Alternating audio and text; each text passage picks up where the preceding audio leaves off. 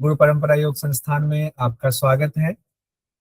हम लोग यूनिट 5 शुरू करने वाले हैं और यूनिट 5 में महत्वपूर्ण ग्रंथ है आपका हठ प्रदीपिका। 8 हठ ग्रंथ हमें पढ़ना है यूनिट 5 में। और मैं इसको जानबूझ के पहले पढ़ाता हूँ इसलिए क्योंकि इससे सवाल बहुत ज्यादा पूछे जाते हैं। बहुत ज्यादा सवाल, कई बार तो 25-25 सवाल पूछे गए हैं सिर्फ यूनिट 5 से आपके। और उसमें भी तीन हठ ग्रंथ मान करके 2 हठ ग्रंथ मान लो, उसमें भी सबसे इंपॉर्टेंट हठ प्रदीपिका और घेरन संहिता। इससे सबसे ज्यादा सवाल पूछा जाता है। कई बार हठ प्रदीपिका से ज्यादा सवाल, कई बार घेरन संहिता से, एक बार घेरन संहिता से, हठ प्रदीपिका से, ऐसे बारी बारी चलती रहती है। और बीच बीच में कई बार जो है शिव संहिता से 5-7 सवाल ले लिया, कभी वशिष्ठ संहिता से ले लिया। योग बीज और गोरख संहिता से नहीं के बराबर सवाल पूछे गए, इसी बार 2 सवाल पूछे गए हैं। और गोरख संहिता से अब तक 1-2 सवाल ही पूछे गए अब तक में। हाँ, सिर सिद्धांत पद्धति से 1-2 सवाल आ जाता है, तो वो हम लोग पूरा देखेंगे किस ग्रंथ से कितने सवाल आते हैं। तो आज हम लोग शुरू करेंगे हठ प्रदीपिका। बहुत इंपॉर्टेंट ग्रंथ है, आनंद आएगा। पढ़ते हैं बिना कोई देर किए हुए, बिना तनाव लिए हुए। हठ प्रदीपिका सामान्य परिचय थोड़ा सा देखते हैं। रचनाकार हैं स्वात्मा राम जी। यहाँ से भी क्वेश्चन कई बार पूछ लिया जाता है, इतना आसान सवाल भी पूछा जाता है। हठ प्रदीपिका को लिखने वाले कौन है? तो स्वात्मा राम जी है। नाम कितना सुंदर है, स्वात्मा राम। अगर माना जाए कि किस शताब्दी में लिखी गई है ये ग्रंथ, तो माना जाता है 15वीं शताब्दी में इस ग्रंथ की रचना हुई। लेकिन एग्जैक्ट डेट नहीं पता है किसी को। कोई नहीं, किसी को नहीं पता स्वात्मा राम जी ने इस तारीख को लिखी होगी, इस तारीख को लिखी होगी, नहीं है। कुछ लोग कहते हैं 1360 से 1650 ईस्वी तक लिखी गई। कुछ लोग कहते हैं 1300 मतलब 14वीं शताब्दी में लिखी गई। कुछ कहता है 1350 में लिखी गई। तो चलिए हम 15वीं शताब्दी एक मोटा मोटा मानकर चलते हैं, मोटा मोटा। इसमें भी मतभेद ही है, क्योंकि पुराने ग्रंथ में जो है ना कोई सबूत नहीं मिल पाता एग्जैक्ट, तो इसलिए दिक्कत हो जाती है। हठ प्रदीपिका में कुल श्लोक संख्या 385 माना जाता है। और जरूरी नहीं 385 हो, अलग अलग ग्रंथ आप लोगे प्रकाशन हाउस तो 2-4 श्लोक का अंतर आ जाता है। श्लोक का कुछ अंतर आ जाएगा। श्लोक भी कई जगहों पर कहा गया, कई जगहों पर मंत्र भी कहा गया है। तो जनरली मंत्र का ज्यादा इस्तेमाल किया जाता है, ये भी ध्यान रखिएगा। मंत्र का इस्तेमाल ज्यादा किया जाता है इस संदर्भ में। हठ प्रदीपिका में चतुरंग योग कहा गया है। कौन सा योग है? चतुरंग योग, ये याद रखें। कौन सा योग? चतुरंग योग। क्यों है चतुरंग योग? 4 अध्याय, 4 जो मुख्य टॉपिक है उसको कहा गया है। आसन, प्राणायाम, मुद्रा, नादानुसंधान। आसन, प्राणायाम, मुद्रा, नादानुसंधान। पहला चैप्टर का नाम आसन, उसमें आसन की चर्चा है, 15 आसन बताए गए हैं। फिर दूसरा चैप्टर है प्राणायाम, प्राणायाम में ही आपको षटकर्म वगैरह बताया गया है। फिर कुंभक की चर्चा है, अष्टकुंभक बताया गया है। फिर तृतीय अध्याय है, उसमें मुद्रा की चर्चा आई हुई, 10 मुद्रा बताया गया है। फिर चतुर्थ जो है उसको नादानुसंधान कहा गया, उसके लिए समाधि की इसका शब्द का भी इस्तेमाल किया जाता है। हालांकि नादानुसंधान और समाधि दोनों अलग अलग चीज है। नादानुसंधान से समाधि की प्राप्ति होती है, नादानुसंधान साधन है लक्ष्य की प्राप्ति के लिए। तो ये चारों भी सीक्वेंस में आपको याद होना चाहिए, इसीलिए चतुरंग योग कहा गया है, चतुरंग योग। अब इसका निमोनिक है। निमोनिक में आप ही लोगों में से निमोनिक बना करके देते हैं, अपमान करके कहा गया। लेकिन कितना ही निमोनिक याद करेंगे, पता चला कि कौन सा निमोनिक कहाँ सेट करना है यही भूल गए ज्यादा निमोनिक के चक्कर में। ये सब बहुत बेसिक चीज है, ये ऐसे ही याद कीजिए। आसन, प्राणायाम, मुद्रा और नादानुसंधान कहा गया है, इसको सिंपल ही याद कर लीजिए। तो देखिए आसन, प्राणायाम, मुद्रा बंद और समाधि की चर्चा आई हुई है। हाँ, रश्मि जी बताइए। फिर ये जो नादानुसंधान बताया इसको जरा फिर से रिपीट कीजिएगा। ना अभी आएगा वहां पर सब। आप जो सवाल पूछ रहे हो ना, बेसिक सवाल, मुझे पता है कि आपने पहले इसका मतलब ढंग से नहीं पढ़ा हुआ है। तो ध्यान से कीजिए, मैं जो एक चीज कहता हूँ बाद में फिर से रिपीट होगा उसका। चलिए, आपने कहा कि मैं बोल देता हूँ, अच्छी बात है। जिज्ञासा, इसका मतलब आप ध्यान से पढ़ रहे हो, ये भी बहुत अच्छी बात है। नादानुसंधान के लिए कई जगहों पर चतुर्थ अध्याय का नाम समाधि भी लिखा हुआ है। आप कहोगे हम नादानुसंधान माने कि समाधि माने, तो आपको नादानुसंधान ही मानिए, लेकिन समाधि भी गलत नहीं है, क्योंकि नादानुसंधान साधन है उस साधन से जिसकी प्राप्ति होती है उसको समाधि कहते हैं। यानी समाधि किससे प्राप्त होगी? नादानुसंधान के द्वारा प्राप्त होगा। नादानुसंधान विधि है समाधि तक पहुंचने का। ठीक है, वो जब समाधि नादानुसंधान चैप्टर में आएंगे फिर से इसको रिपीट करेंगे, तो चिंता बिल्कुल मत कीजिएगा। अब देखिए चारों अध्याय आसन प्राणायाम मुद्रा बंध समाधि में क्या क्या है। आसन वाले में 15 आसन की चर्चा है और आपको 15 आसन सीक्वेंस में याद होना ही चाहिए, कोई इसमें नहीं चलेगा आपका हीला हवाली। इसलिए जिनकी क्लास अभी छूट रही है वो गलती कर रहे हैं, क्योंकि हर रोज पढ़ाते जाएंगे उनके ऊपर बोझ बनता जाएगा, जो रोज रोज पढ़ के हटाते जाएंगे उनका बैकलॉग खत्म होता जाएगा। तो ये हमें 15 जो आसन है वो सीक्वेंस में हमें याद रहना चाहिए। स्वस्तिक, गोमुख, वीरासन, कुर्मासन, कुक्कुट, उत्तान कुर्मासन, धनुरासन, मत्स्येंद्रासन, पश्चिमोत्तानासन, मयूरासन, शवासन, सिद्धासन, पद्मासन, सिंहासन और भद्रासन, ये 15 आसन याद होना चाहिए। योग के लिए स्थान की चर्चा है। प्रथम में ही साधक तत्व, बाधक तत्व और मिताहार की भी चर्चा है। साधक तत्व, बाधक तत्व, मिताहार की भी चर्चा है। उसके बाद हम लोग आते हैं प्राणायाम में। नाड़ी शोधन, षटकर्म अभी याद कैसे करना है वो जो हम अभी आएंगे, अभी आसन से शुरू करेंगे, इसमें बहुत ज्यादा इंट्रोडक्शन में समय नहीं लेंगे, तो अभी याद कर लेंगे, इसको चिंता मत कीजिए। उसके बाद हम आते हैं प्राणायाम वाले में। नाड़ी शोधन पढ़ना है, फिर षटकर्म क्या है, षटकर्म किसके लिए जरूरी है नहीं है। षटकर्म से एक सूत्र से सवाल पूछा गया था, मंत्र से सवाल पूछा गया था एक षटकर्म से, जो अभी अंजलि जी ने पूछा ना, पूछा गया था यहाँ से। प्राणायाम से, प्राणायाम को कुंभक कहा गया है, तो 8 कुंभक की चर्चा है। फिर इसी में हठ सिद्धि के लक्षण बताए गए हैं। हठ सिद्धि के लक्षण, उसको भी हम लोग देखेंगे, हठ सिद्धि के लक्षण क्या है वो भी कंपेयर करके देखेंगे। फिर मुद्रा बंध में 10 मुद्रा की चर्चा है। ये 10 मुद्रा भी हमें सीक्वेंस में याद होना चाहिए किसी भी हालत में। हम लोग क्लास में ही इसको भी याद करेंगे, और याद करने का तरीका यही है, एक तो स्पेशल कॉपी और एक रफ कॉपी। रफ कॉपी में तो लिखते जाइए, हटाते जाइए, भर जाए तो उसको हटा दीजिए, दूसरा रफ कॉपी ले लीजिए, जी जान से लग जाइए तभी होगा। फिर चौथे में आते हैं हम लोग, समाधि है जो चौथा अध्याय है, जिसको उपदेश भी कहा गया है अध्याय को। तो समाधि को, उसी को नादानुसंधान भी कहा जाता है। नादानुसंधान यानी समाधि की प्राप्ति नादानुसंधान से होती है, जिसके 4 स्तर बताए गए हैं: आरंभावस्था, घटावस्था, परिचय अवस्था और निष्पत्ति अवस्था। आरंभावस्था, घटावस्था, परिचय अवस्था, निष्पत्ति अवस्था, ये 4 अवस्था नादानुसंधान की होती है। ये सब हम लोग आगे देखेंगे। अब हम लोग सीधे आते हैं प्रथम उपदेश में। प्रथम उपदेश जिसका नाम आसन है, अध्याय को आसन उपदेश कहा गया, और प्रथम उपदेश में आसन की चर्चा है, इसीलिए आसन की प्रमुखता से इसका नाम आसन पड़ा हुआ है। लेकिन इसमें कई चीजें हैं, सिर्फ आसन भर नहीं है। इसमें क्या क्या चीजें हैं प्रथम अध्याय में ये भी देख लीजिए। सबसे पहले हठयोग का ज्ञान भगवान शिव ने दिया, तो उनको आदिनाथ शब्द से कहा गया है। और फिर बताया गया है कि हठयोग का लक्ष्य क्या है। राजयोग की प्राप्ति हठयोग का लक्ष्य है, जो कि आप पहले से पढ़ते हुए आ रहे हैं, इसको नोट कीजिए। हठयोग का लक्ष्य क्या है? राजयोग की प्राप्ति। स्पेशल डायरी में नोट कर लीजिए, और ये जो स्पेशल डायरी हमने कहा बनाना है, उसमें यही सब पॉइंटर नोट कर लो। हठयोग का लक्ष्य राजयोग की प्राप्ति। राजयोग के लिए हठयोग क्या है? सीढ़ी के समान है, यानी हठयोग नामक सीढ़ी से चढ़ते चढ़ते आप राजयोग नामक छत पे पहुंच जाएंगे। फिर है 33 नाथ गुरुओं के नाम की चर्चा है। इससे इस बार भी सवाल आया था, आगे भी सवाल आया हुआ है, पीछे भी आया था, आगे भी आएगा। 33 नाथ गुरुओं के नाम बताए गए हैं, जिनके बारे में कहा गया है कि ब्रह्मांड में आज भी विचरण करते हैं। तो इसके भी सूत्र को याद करना है, मंत्र को याद करना है। इतने मेरे मुंह में सूत्र ज्यादा रहता है, तो इसके लिए मैं माफी चाहता हूँ, कोई लोग नाराज नहीं होना है, ठीक है।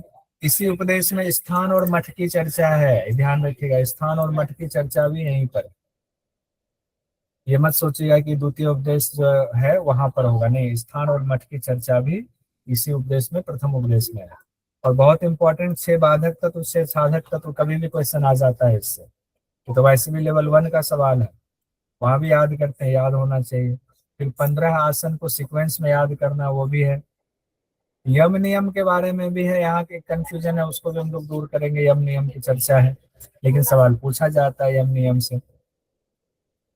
10-10 यम नियम बताए गए, वो देखेंगे। मिताहार की चर्चा है, मिताहार है तो पथ्य अपथ्य कैसे नहीं होगा। हठ प्रदीपिका के पथ्य अपथ्य से बहुत सवाल पूछा जाता है। मान लो इस बार नहीं पूछा गया तो सोचो कि अगली बार पूछा ही जाएगा। तो पूरा ही पूरा पढ़ना है, पढ़ना पूरा डिटेल में है। अब द्वितीय अध्याय में क्या है वो सब नहीं देख करके सीधे हम लोग आते हैं, सीधे हम लोग प्रथम उपदेश में आते हैं। एक एक मंत्र को हम लोग देखेंगे। प्रथम उपदेश का पहला मंत्र इस तरह से है, श्री आदिनाथाय नमो अस्तु, तस्मै येनोपदिष्टा हठ योग विद्या, विभ्राजते प्रोन्नत राजयोगम, आरूढ़म इच्छो अभिरोहिणी इव। अब यहाँ जो बात कही गई है, अब फिर कहेंगे। कौन कल कह रही थी कि जो है बोरिंग हो जाएगा, अब पूछा जाता है क्या करूं, इसीलिए हमने कुछ छोड़ा ही नहीं। आदिनाथ किनको कहा गया? भगवान शिव को कहा गया है। आदिनाथ को पहले नमस्कार, किसी भी ग्रंथ को शुरुआत करते हैं तो उस भगवान को नमस्कार करते हैं जिनके द्वारा वो ग्रंथ दिया गया है। तो आदिनाथ ने हठ योग का ज्ञान दिया, यहाँ से ये साबित होता है हठ योग का ज्ञान किन्होंने दिया? आदिनाथ ने दिया है। हठ योग के ग्रंथ पढ़ रहे हैं। हठ योग का अर्थ क्या होता है ये हम लोग आज तो नहीं, कल हम लोग थोड़ा सा शुरुआत में देख लेंगे। हठ योग का अर्थ कहाँ चर्चा है वो भी देख लेंगे, फिर आगे कल बढ़ेंगे। हठ योग का ज्ञान किन्होंने दिया? आदिनाथ जी ने दिया हुआ है। और उसके बाद कहा गया है लक्ष्य क्या है, क्यों हठ योग का ज्ञान दिया गया है? राजयोग की प्राप्ति करनी है, राजयोग की उच्चतम अवस्था तक पहुंचना है। यानी हठ योग का लक्ष्य क्या है? राजयोग की प्राप्ति। तो सीढ़ी के समान कहा गया है, हठ योग सीढ़ी है राजयोग तक पहुंचने के लिए। ये प्रथम उपदेश में ये बात, प्रथम उपदेश के प्रथम मंत्र में ये बात कही गई है। वहां से ये 2 लाइन आप नोट कर लीजिए। आइए अब आगे आते हैं। स्वात्मा राम जी ने लिखा हुआ है हठ प्रदीपिका। स्वात्मा राम जी कहते हैं, प्रणम्य श्री गुरुनाथम स्वात्मा रामेन योगिना, केवलम राज योगाय हठ विद्योपदिश्यते। यानी प्रणाम कर रहे हैं स्वात्मा राम जी की, मैं शुरुआत कर रहा हूँ इस ग्रंथ का। तो खुद अपना नाम उन्होंने दिया हुआ है, तो हम लोगों को इससे पता चलता है स्वात्मा राम जी ने लिखा है कि केवल राजयोग के लिए हठ विद्या का आरंभ कर रहे हैं। केवलम राजयोग आए।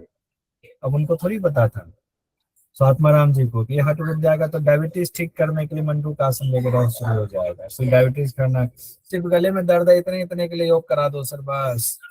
हठ योग ही तो कर रहे हैं, और हठ योग किसके लिए? सिर्फ राजयोग के लिए। कितना बड़ा लक्ष्य है, हम लोग छोटे लक्ष्य लेकर चलते हैं। सर्वाइकल ठीक करना, कमर दर्द ठीक करना, राजयोग के लिए हठ विद्या का उपदेश कर रहे हैं। अगर एग्जाम में आ गया स्वात्मा राम जी ने किस उद्देश्य से हठ प्रदीपिका की रचना की? राजयोग की प्राप्ति की, केवल राजयोग है। चलिए आगे बढ़ते हैं। फिर क्यों किया इसका रीजन बता रहे हैं, क्यों मैं इस ग्रंथ की रचना कर रहा हूं। तो कहते हैं, भ्रांत्या बहुमत ध्वान्ते राजयोगम अजानताम, हठ प्रदीपिकाम धत्ते स्वात्मा राम कृपा कर। ये रीजन बता रहे हैं कि इस ग्रंथ की रचना की जरूरत क्यों पड़ रही है। तो कहते हैं बहुत सारे मत की वजह से भ्रांति फैल रही है। लोगों को लगता है कि राजयोग कैसे प्राप्त किया जाए, समाधि कैसे प्राप्त किया जाए, तो अलग अलग मत प्रचलित थे जिस समय ये लिखा गया ग्रंथ। 15वीं शताब्दी के बारे में सोचिए, 13वीं से 15वीं शताब्दी कहते हैं उस समय सोचिए। बौद्ध धर्म, जैन धर्म, पता नहीं कितने कितने धर्म जो है उस समय चल रहे थे। चारवाक वाले भी अलग कर रहे थे, तो सब सब लोग भ्रमित हो रहे थे, भ्रम की स्थिति में थे। तो लोगों को भ्रम से बचाने के लिए जिज्ञासु लोग जो आपके जैसे हमारे जैसे थे कि हमें योग क्या होता है, ईश्वर क्या है, कैसे शरीर ठीक हो, कैसे मन शांत हो, कैसे चित्त जो है निर्मल हो जाए, उनकी चित्त की चंचलता को दूर करने के लिए स्वात्मा राम जी इस ग्रंथ का आरंभ कर रहे हैं।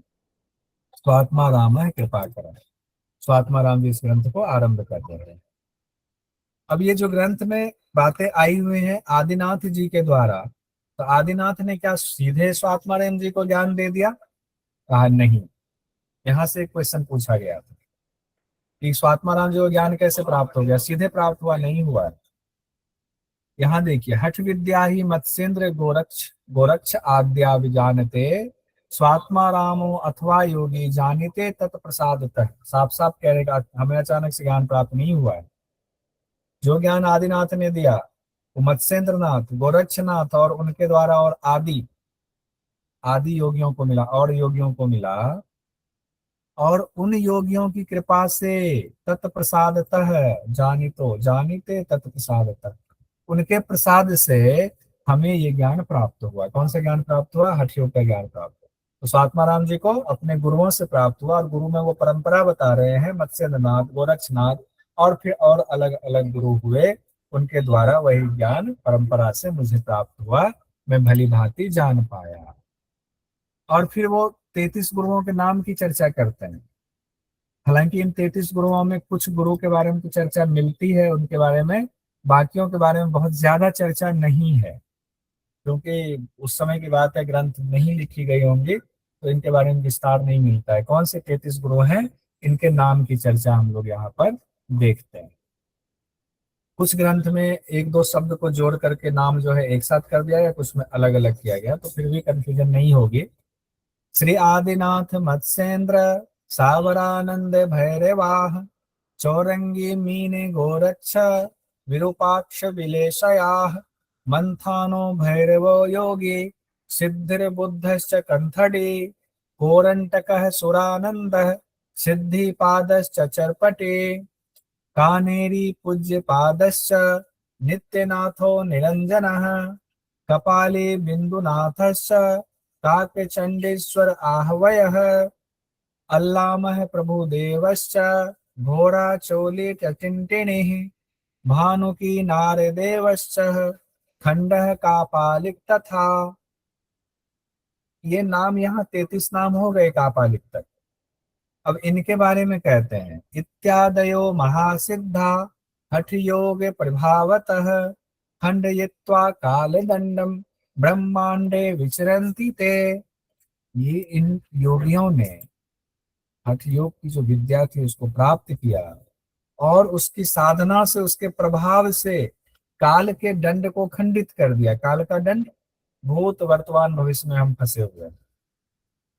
कल जो हमारी स्थिति थी उससे शरीर अलग है, कल और बूढ़े हो जाएंगे, साड़ी सफेद हो जाएगी, झुर्रियां पड़ जाएंगी, फिर एक दिन मर जाएंगे, शरीर की मृत्यु हो जाएगी। लेकिन इन योगियों ने 33 योगियों की चर्चा है, इन्होंने काल दंड को ही खत्म कर दिया, उस पर विजय प्राप्त कर लिया, सूक्ष्म शरीर में चले गए और ब्रह्मांड में आज भी विचरण करते हैं, ऐसा इसमें कहा गया है। आज भी ब्रह्मांड में विचरण करते हैं। तो 33 जो गुरु हैं ये, इनको आपको कई बार पढ़ना पड़ेगा। आदिनाथ, मत्स्येंद्रनाथ, सावर, आनंद भैरव, चौरंगी, मीन, गोरक्ष, विरूपाक्ष, बिलेशनाथ, मंथान। अभी जब मैं पढ़ रहा हूँ तो माइक सबका बंद है, आप भी पढ़िए बोल बोल करके। देखिए, पढ़ने में आप इंद्रियों का जितना इस्तेमाल करेंगे उतना चित्त में ज्यादा समय तक वो रहेगा। सिर्फ सुनने से नहीं, एक इंद्री काम कर रही है, देखने वाली दूसरी इंद्री काम कर रही, बोल लेंगे तीसरी इंद्री काम कर जाएगी, लिख लेंगे और पक्का हो जाएगा। ध्यान कीजिए इससे, जितनी और मंथन कर लेंगे, मन को विचार कर लेंगे, और ज्यादा याद हो जाएगा। आदिनाथ, मत्स्येंद्र, सावर, आनंद भैरव, चौरंगी, मीन, गोरक्ष, विरूपाक्ष, विलेशनाथ, मंथान, भैरव, सिद्धनाथ, बुद्धनाथ, कंथड़ी, कोरंटक, सुरानंद, सिद्धिपाद, चरपटी। ये 18 हो गए आपके नाम। यहाँ अगले नाम देखिए 19 में से, कानेरी पूज्यपाद नित्यनाथ, निरंजन कपाली बिंदुनाथ, काकचंडी अल्लाम प्रभुदेव, घोड़ा चोली टिंटिनी, भानुकी नारदेव, खंड और कापालिक, ये 33 नाम है। इसको आपको कई बार पढ़ना पड़ेगा, बोल बोल के पढ़ना पड़ेगा बच्चों की तरह। ये अभी भी ये गुरु मौजूद हैं, ये मत सोचिएगा कि ये नहीं है, अब खत्म हो गए, ब्रह्मांड में विचरण कर। अगर आपको मिलना हो तो वो इच्छा, तितिक्षा, तितिक्षा नहीं, मुमुक्षुत्व होना पड़ेगा। मुमुक्षु जब होंगे तो आपको गुरु मिल जाएंगे। फिर कहा गया है, ये भी इंपॉर्टेंट है, अशेष ताप तप्ता नाम समाश्रय मठो हठः, अशेष योग युक्ता नाम आधार कंठो हठः। ये जो हठ योग विद्या है, जो बेचारे दुखी लोग हैं, उनके लिए आश्रय रूपी मठ के समान। हम लोग दुखी होते हैं तभी तो इसमें आए हुए, मुक्ति चाहिए, बहुत दुख है संसार में, क्या करना। तो उस दुख से मुक्ति के लिए हमें इस हठ योग में आश्रय मिलता है। ऐसा मठ है इसके अभ्यास में, इसके ज्ञान में, कि हमें यहाँ आश्रय मिलता है। आश्रय मिलेगा तो हमारा दुख दूर होगा। सभी योग अभ्यासियों के लिए हठ योग जो है वो कैसा है? आधार कमठो हठ। हठ योग कच्छप की तरह आधार वाला है। कमठ का अर्थ होता है कछुआ, ध्यान रखिए, कमठ का अर्थ क्या होता है? कछुआ। और अशेष ताप तप्ता नाम का अर्थ होता है अनंत ताप से दुखी जो हम लोग हैं, हमारे लिए कहा गया है। और अशेष योग युक्ता नाम का अर्थ होता है समस्त योग युक्तों का। समस्त योग युक्तों के लिए आश्रय रूपी मठ है कौन? हठ योग। यहाँ पर कच्छप से तुलना की गई है। हठ योग कच्छप की तरह आधार है। तो ये यहाँ से क्वेश्चन एक बन सकता है। ये वन लाइनर में नोट कर लीजिएगा, ऊपर से जो जो इंपॉर्टेंट पॉइंट बता रहे हैं उसको नोट कर लीजिएगा। आगे कहा गया है हठ विद्या परम गोप्या योगी नाम सिद्धिम इच्छताम भवेत वीर्यवती गुप्ता निर्वीर्या तो प्रकाशिता। यहाँ से भी क्वेश्चन पूछा जा सकता है कि योग में सिद्धि की इच्छा रखने वालों को इसे गुप्त रखना चाहिए। पहले तो कहा गया गोपनीय है। गुप्त रखने से शक्ति बढ़ती है, कैसे? वीर्यवती होती है। और अगर आपने प्रचार करना शुरू कर दिया, हम तो ये अभ्यास करने में बड़े शक्तिमान हो गए हैं, तो निर्वीर्या हो जाएंगे, यानी आपकी शक्ति घट जाएगी। आपको इसका प्रचार नहीं करना है। प्रचार इन द सेंस के हम तो ये योग कर रहे हैं, हमें ये सिद्धि प्राप्त हो, हमें ये सिद्धि, अपने आप को अहंकार में आ गए, आपकी शक्तिहीन होगी। तो ये भी इम्पोर्टेंट है, गोपनीय रखना है। इसीलिए गोपनीय रखना है क्योंकि आप निर्वीर्या हो जाएंगे अगर गोपनीय नहीं रखेंगे। अब ये यहाँ से बहुत इंपॉर्टेंट आ रहा है। अब ये शुरुआत है बहुत इंपॉर्टेंट का, यहाँ से देखिए, अभी तक वहां बैकग्राउंड चल रहा था। 12वां जो मंत्र है जिसमें योग का स्थान कैसा हो इसकी चर्चा हो रही है। योग के स्थान में कहा गया सुराज्य धार्मिक देशे सुभिक्षे निरुद्रवे धनु प्रमाण पर्यंतम शिला अग्नि जल वर्जिते। अब यहाँ पर विशेषता बताई जा रही है, देश की विशेषता बताई जा रही है, फिर मठ की विशेषता बताई जाएगी। देश की विशेषता फिर मठ की विशेषता बताई जाएगी।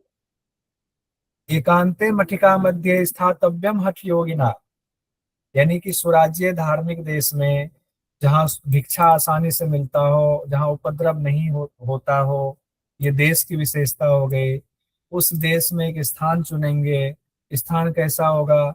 धनु प्रमाण पर्यंतम शिला अग्नि जल वर्जिते। उस स्थान में एक धनु मतलब 4 हाथ की दूरी पर शिला अग्नि और जल ना हो। 4 हाथ की दूरी पर शिला अग्नि जल ना हो, ये बहुत इंपॉर्टेंट है, यहाँ से ध्यान रखिएगा। एक तो सुराज्य धार्मिक देश से सुभिक्षे निरुद्रवे, ये इंपॉर्टेंट है। दूसरा धनु प्रमाण पर शिला अग्नि जल नहीं होना चाहिए, ये भी इंपॉर्टेंट। यानी ये पूरा का पूरा मंत्र इंपॉर्टेंट है। ये मंत्र आपको याद करना पड़ेगा। इससे क्वेश्चन पूछा गया है, आपको दे दिया गया, इसी से चार चार अलग करके दे दिया गया। और अलग करके देने के बाद कहा गया इसको बिठाइए, क्रम से बताइए कि कौन पहले आएगा कौन बाद में आएगा। तो स्वराज्य, ये तो पूरा मंत्र याद होना चाहिए। स्वराज्य धार्मिक देश सुभिक्षे निरुद्रव्य, माइक बंद है बोलते चले जाइए। धनो प्रमाण पर्यंतम शिला अग्नि जल वर्जिते बोल जाइए। एकांते मठिका मध्य स्थातव्यम हठ योगिना बोल जाइए। ये बोलना है आपको, और बाद में इसका हम आपको अलग से बना करके भी दे देंगे। फिर कहा गया है आपने विशेषता देख लिया, देश का विशेषता देख लिया, आपने कुटिया कैसा होना चाहिए उसकी विशेषता देख लिया। उसके बाद कहा गया है और विशेषता कि कुटिया कैसे बनाना चाहिए, उसमें और क्या विशेषता होनी चाहिए। तो कहा जा रहा है अल्प द्वारम अरंध्र गर्त विवरम, अल्प द्वारम अरंध्र गर्त विवरम, ना अति उच्चम ना अति नीचयतम, सम्यक गोमय सांद्र लिप्तम, अम्लम निःशेष जंतुजितम, बाह्य मंडप वेदी कूप, रुचिरम प्राकार संवेष्टितम। प्रोक्तम योग मठस्य लक्षणम इदम सिद्धेर हठ अभ्यासिभिः। अब ये मठ के लक्षण यहाँ बताए जा रहे हैं, मठ की विशेषता बताई जा रही है। अल्प द्वार, ये सीक्वेंस में याद होना चाहिए आपको। अल्प द्वार छोटा द्वार होना चाहिए। अब इसको कैसे सीक्वेंस में याद करेंगे तो वो बता देता हूँ। पहले पूरा इसको देख लीजिए क्या कहा जा रहा है, फिर कैसे याद करना है। अल्प द्वार होना चाहिए उस मठ में, जो कुटिया बनाया द्वार छोटा होना चाहिए, छोटा सा। अरंध्र गर्त विवरम, उसमें कोई छिद्र वगैरह नहीं होना चाहिए, कोई बिल नहीं होना चाहिए। ना अति उच्चम ना अति नीचतम, समतल होना चाहिए, ऊंच नीच उबड़ खाबड़ नहीं होना चाहिए। सम्यक गोमय सांद्र लिप्तम, गाय के गोबर से बिल्कुल अच्छी तरीके से लिपा हुआ होना चाहिए। अम्लम कहा गया है, अम्लम क्या हुआ, स्वच्छ होना चाहिए। अम्लम मतलब स्वच्छ। निःशेष जंतु जितम, वहां कोई जीव जंतु नहीं होना चाहिए, कीड़े मकोड़े कीट पतंग नहीं होने चाहिए। बाह्य मंडप वेदी कूप रुचिरम, बाहर उस कुटिया के बाहर मंडप होना चाहिए, एक वेदी होना चाहिए, एक कुआं होना चाहिए, और कुआं हो या चाहे छोटा सा तालाब हो, पानी की व्यवस्था हो। और चारों ओर चार दीवारी से प्राकार संवेष्टितम, चारों ओर चार दीवारी से घिरा होना चाहिए। हठ सिद्धि के लिए मठ के लक्षण बताए गए हैं, की विशेषता बताई गई। हो सकता है क्वेश्चन ऐसे दे दें, मठ के लक्षण या मठ की विशेषता, दोनों में से कोई भी बात आ सकता है। अब कैसे याद करेंगे, अभी तो पढ़ रहे हैं, याद हो गया। आरती जी आता हूँ, आपका हैंड रेज है, मैंने देखा हुआ है। सबसे पहले जब हम किसी के घर में जाते हैं तो दरवाजे से ही घुसते हैं, दरवाजे से क्रॉस करते हैं। तो दरवाजा जो होगा सबसे पहले, जैसे इसमें जाना है तो सबसे पहले कहाँ जाएंगे, दरवाजे से आएंगे। इसमें दरवाजा थोड़ा बड़ा है, एआई से बनवाया है इसीलिए। तो सबसे पहले दरवाजा कहा गया, दरवाजा छोटा होना चाहिए, दरवाजा बड़ा नहीं होना चाहिए, छोटा दरवाजा होना चाहिए। जैसे ही दरवाजे से अंदर घुसे तो देखेंगे कहीं कोई बिल विल तो नहीं है, चूहे का, सांप का, कि पतंग का, किसी का बिल विल तो नहीं है। अच्छा नहीं है बिल, बहुत सुंदर, कोई बिल भी नहीं है। ऊंच नीच तो नहीं है, यहाँ हमें साधना करनी है, समतल जमीन तो है, हमने देख लिया, नहीं उबड़ खाबड़ भी नहीं है, समतल जमीन है। जब समतल जमीन हमने ले लिया तो समतल जमीन के बाद हम क्या देखेंगे, तो उसको गाय के गोबर से अच्छे से लीपेंगे। समतल जमीन के बाद उसको गाय के गोबर से अब लीपेंगे, सम्यक गोमय सांद्र लिप्तम। जब गाय के गोबर से लीप दिया तो वो क्या हो गया, अम्लम यानी पवित्र हो गया, एकदम स्वच्छ हो गया, गाय के गोबर से लीपते ही स्वच्छ हो गया। फिर कहा गया निःशेष जंतु जितम, उसके बाद क्या हुआ, वहां अब कोई जीव जंतु नहीं है, मतलब कोई कीट पतंग कुछ नहीं है, अब स्वच्छ हो गया पूरी तरह से, निःशेष हो गया जंतु जितम से, कोई चीज कीट पतंग वगैरह वहां पर अब मौजूद नहीं है। फिर कहा गया अब यहाँ पर कुटिया के अंदर की विशेषता हो गई सीक्वेंस में, और सीक्वेंस याद रहेगा, पहले अंदर घुसे, उसमें बिल वगैरह देख लिया, वो नहीं है, ना उबड़ खाबड़ भी नहीं है, ना अति उच्चम ना अति नीचतम है। फिर गाय के गोबर से लीप लिया उसको, स्वच्छ हो गया, नहीं से जंतुजितम हो गया, कुटिया के अंदर की व्यवस्था बन गई। अब कुटिया के बाहर क्या होना चाहिए वो देखते हैं। कहा गया बाहर एक मंडप होना चाहिए, कुटिया के बाहर एक मंडप होना चाहिए, एक वेदी होना चाहिए जहाँ हवन वगैरह करने की जरूरत पड़े, एक कुआं होना चाहिए, तालाब होना चाहिए, कुआं हो या तालाब हो। और जो ये सारी चीजें हैं, तो तालाब वगैरह, कुआं वगैरह, वेदी वगैरह, प्लस आपकी कुटिया चारों ओर दीवारों से घिरा होना चाहिए। अब वो दीवार किसी की भी हो सकती है, किसी पौधे की दीवार, कांटेले पौधे की झाड़ियों की दीवार हो सकती है, या दूसरी किसी चीज की दीवार हो सकती है, चारों तरफ से वो घिरा होना चाहिए। ये कुटिया की लक्षण, ये आपके मठ का लक्षण बताया गया है। ठीक है, यहाँ कोई दिक्कत नहीं, इसमें देख लिया आपने, देश की विशेषता देख लिया, आपने कुटिया की विशेषता देख लिया, आपने कुटिया के बाहर की विशेषता देख लिया। सारा कुछ देखने के बाद अब आप उसमें हठ योग का अभ्यास करेंगे। अब अगले सूत्र पर, अगले मंत्र पर हम लोग आते हैं। कल से बुक से पढ़ाऊंगा, बुक वाला जो है उसी से पढ़ाऊंगा, आज इससे देख लेते, कल से बुक पढ़ाएंगे, बुक में और अच्छे से चीजों को दिया गया। अब ये मठ हमारा बन गया, अब उस मठ में कहा गया है एवं विधे मठे स्थित्वा सर्व चिंता विवर्जिये, विवर्जित गुरुपदिष्ट मार्गेण योग में सदा अभ्यसेत्। अब इस मठ में सभी चिंताओं को विवर्जित करिए, चिंता सहित जाएंगे तो नहीं होगा अभ्यास, चिंता के साथ जाएंगे तो मठ में अभ्यास नहीं होगा। उस मठ में जो आप जा रहे हैं सभी चिंताओं को पहले हटाइए, सब छोड़ दीजिए, सब जो जहां वहीं छोड़ दीजिए, और गुरु के बताए मार्ग के हिसाब से उसमें अभ्यास शुरू कीजिए। गुरु है वहां पर या नहीं है, या तो गुरु ने आपको ज्ञान दिया, आप अपना मठ बना करके अभ्यास कर रहे हैं, या गुरु के मठ में जाकर के, गुरु भी हैं वहां भी आपने एक आश्रम बनाया हुआ, अपना एक अलग बनाया हुआ है, उसी में गुरु के निर्देश के मुताबिक आप हठ योग का अभ्यास शुरू कीजिए। अब यहाँ देखिए कुछ क्वेश्चन ऐसे पूछा जाता है, ये जून 25 का क्वेश्चन है। हठ योग प्रदीप का श्लोक के अनुसार हठ योगाभ्यास के योग्य देश के वर्णन को अनुक्रम में कीजिए। अनुक्रम पूछ दिया गया ना, अनुक्रम मतलब क्रम से सजाइए।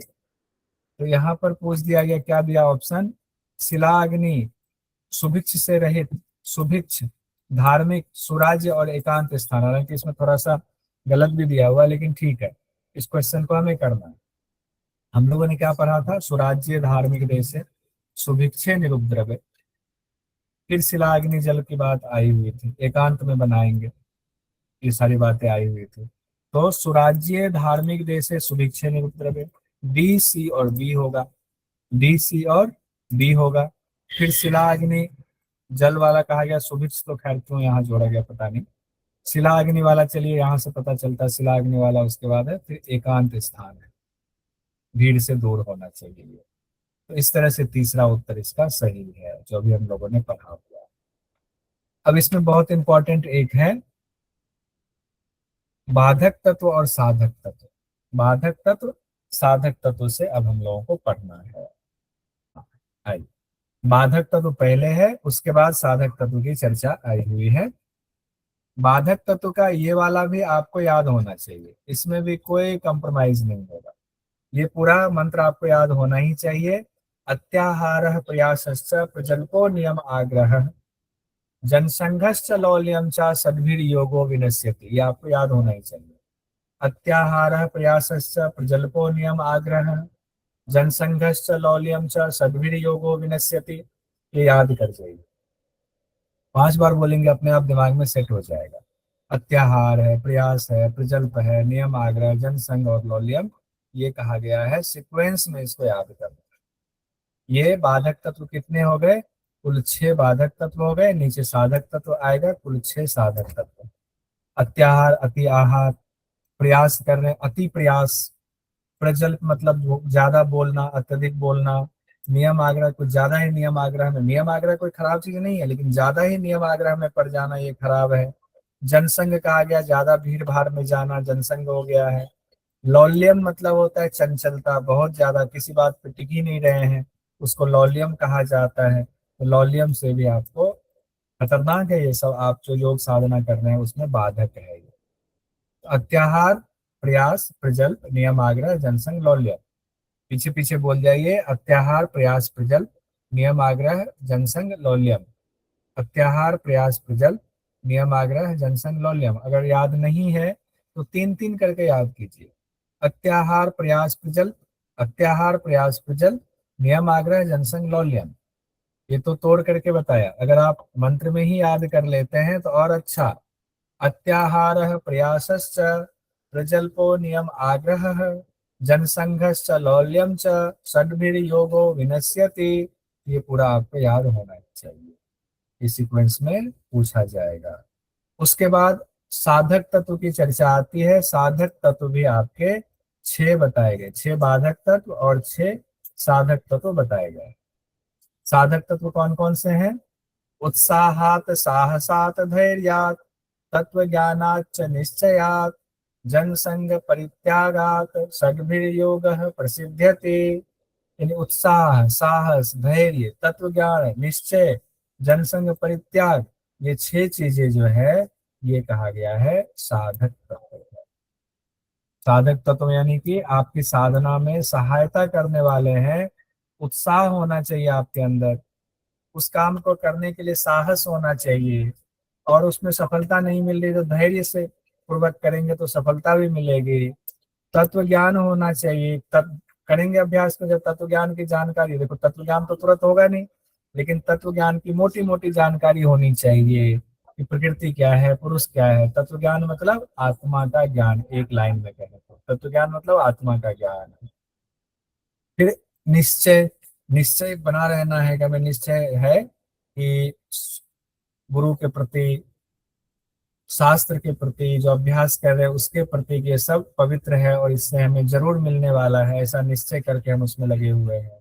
फिर है जनसंग परित्याग, जो भीड़ भाड़ है या हमारे दोस्त में मित्र हैं उनसे हमें दूर रहना है। जनसंग का परित्याग कर देना, भीड़ भाड़ का परित्याग कर देना। ये 6 चीजें आपके सहायक तत्व हो गए, ये भी सीक्वेंस में याद होना चाहिए।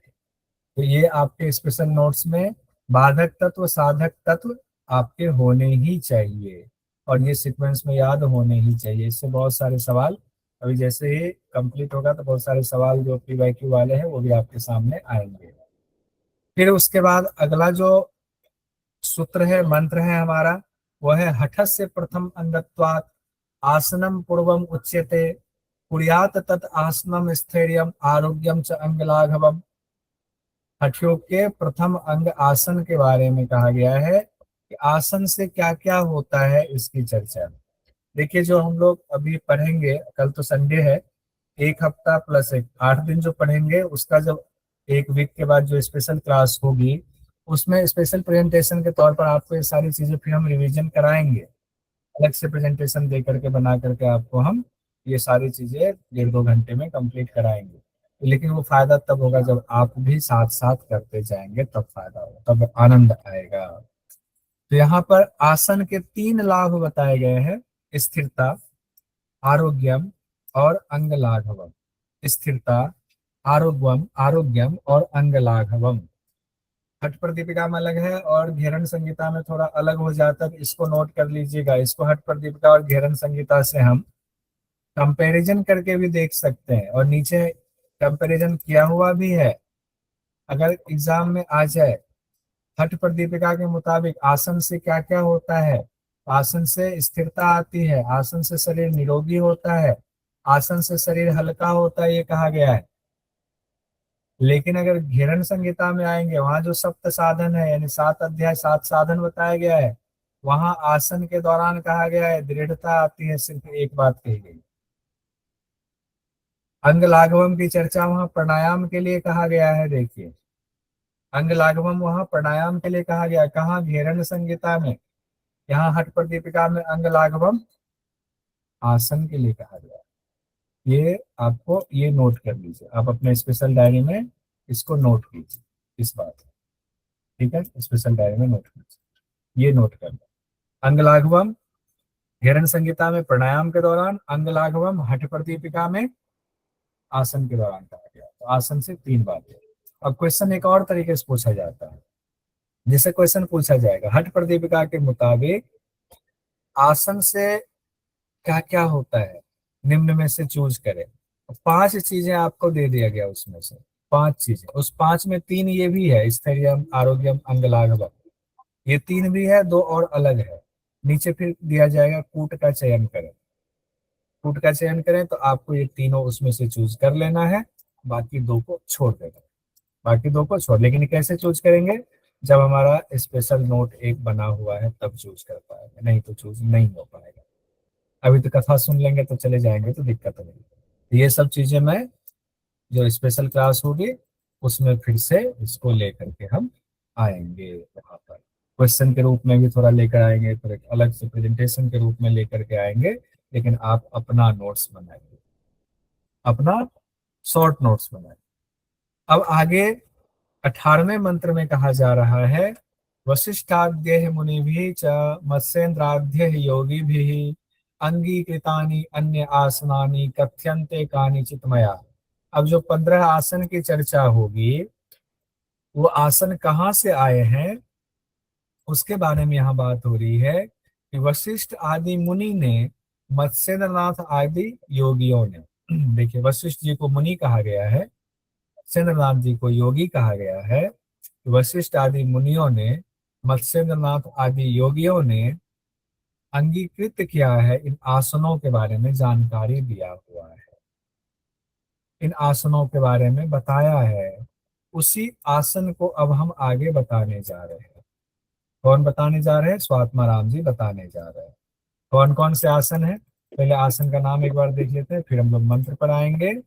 स्वस्तिक आसन, गोमुख आसन, वीरासन, कुर्मासन, कुक्कुटासन, उत्तान कुर्मासन, धनुरासन, मत्स्येंद्रासन, पश्चिमोत्तानासन, मयूरासन, शवासन, सिद्धासन, पद्मासन, सिंहासन और भद्रासन, ये हो गए आपके 15 आसन। अब इसको याद करना है सीक्वेंस में। कैसे याद करेंगे सीक्वेंस में? तो निमोनिक है, जो पुराने लोग होंगे उनका रिवीजन बढ़िया चल रहा होगा, उनको तो लग रहा होगा चलो एक बार और हो गया, अब ठोस हो रहा है उनका, अब ये चीजें वो नहीं भूलेंगे कभी। निमोनिक है, स्वस्थ रहना है तो गाय का दूध पियो ताकि हम वीर बने। फिर है क, फिर धनुष उठाकर मछली को पश्चिम से मारेंगे, वो सब बन जाएगा मछली। फिर कहा गया है सिप सिभ, सिप सिभ। अगर आपने ये फॉर्मूला रट लिया तो सीक्वेंस आपको याद हो जाएगा। अगर आपको ऐसे ही कुछ लोगों को याद होगा कि नहीं हमें 15 का 15 ऐसे ही याद है, तो उनके लिए कोई दिक्कत नहीं, ऐसे ही बढ़िया है। लेकिन जिनको नहीं है, इस निमोनिक को याद कर लीजिए। निमोनिक याद करेंगे तो अच्छा रहेगा। ठीक है। हाँ, अब हम कुछ सवाल ले लेते हैं, आप लोग कहेंगे हम ही बोले जा रहे हैं। आरती जी पहले बता दीजिए, आरती जी हैंड रेस। गुरुजी मैं वो बता रही थी, जैसे ये 33 नाथों गुरुओं के नाम मैंने याद किए थे, हाँ, तो उसका वो मैं बोलना चाह रही थी कि मैंने अपने एक उसमें किए थे जो जिस तरीके से याद किए हैं। अच्छा बता दीजिए, अभी बता दीजिए। उसे जैसे मैंने याद किया है बोल के अलग अलग से ही नहीं किए, इसे एक मतलब सीक्वेंस में इसी तरीके से बोले मैंने, जैसे मंत्र बोलते हैं इस तरीके से। अच्छा ठीक है, तो अभी बोलने में कोई दिक्कत है तो छोड़ दीजिए, कोई बात नहीं। वो सुनाऊं गुरुजी? सुनाइए, तब से मैं कह रहा हूँ सुनाइए। श्री आदिनाथ मत्स्येन्द्र शाबरानंद भैरवा चौरंगी मीन गोरक्ष विरूपाक्ष बिलेसया मंथानो भैरवो योगी सिद्धिर्बुद्धश्च कंथड़ी कौरंटकः सुरानंद सिद्धिपादश्च चरपटी कानेरि पूज्यपादश्च नित्यनाथो निरंजना कपालि बिंदुनाथश्च काकचंड ईश्वरा अल्लामा प्रभुदेवश्च घोड़ाचोली च टिंटणी भानुकी नारदेव घंटकपालिक। बढ़िया, बहुत सुंदर। तो दिल से जब आप किसी चीज में लगेंगे तो आप भी कर लेंगे यार, आप भी उसको बोल लेंगे। इन्होंने गाने की जगह पर इसी को गाना बना लिया, याद हो गया कंठस्थ। अब इसमें से कुछ भी पूछे, इनका ये वाला सवाल नहीं छूटे, ये सवाल नहीं छूटे। और किन्हीं का कुछ सवाल था, हैंड रेस था, तो पूछिएगा। और किन्हीं का कोई हैंड रेस था? नहीं था हैंड रेस। तो अब जो है मैं कल के लिए होमवर्क दे रहा हूँ, यानी कल संडे है आपका, कल क्लास नहीं है।